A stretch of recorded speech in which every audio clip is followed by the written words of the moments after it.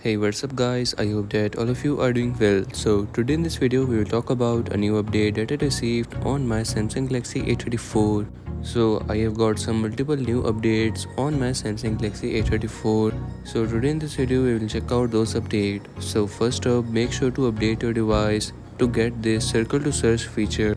For updating it, you just have to go to your settings and then you have to select software and update. From there you will get to see this new update, from which you will get to see this new feature of circle to search, in which you just have to long press your home button and then you will just simply circle the object and search it from the Google.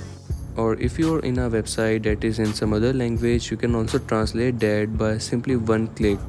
So make sure to update your device to get this update. And the other update that I received on my Samsung Galaxy A34 is a Google Play system update. For that you just have to go to your settings and about phone, then software information, and then select Google Play system update. From here you will get to see that there is a new update available which includes latest security update from the Google, which will help to keep your device safe and improve the device stability.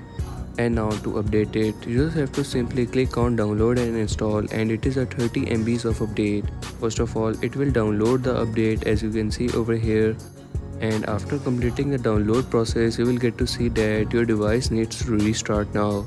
And you just have to click on restart now, and now your device will restart and it will optimize the apps. This process might take a while, so you just have to wait simply over here. I will quickly fast forward this part of the video. And that's it, your device is now updated with the new latest Google Play system update. As you can see over here now, if I will search for the new updates, it will say that my device is on the latest version. So do check out this update as it will improve the security of your device.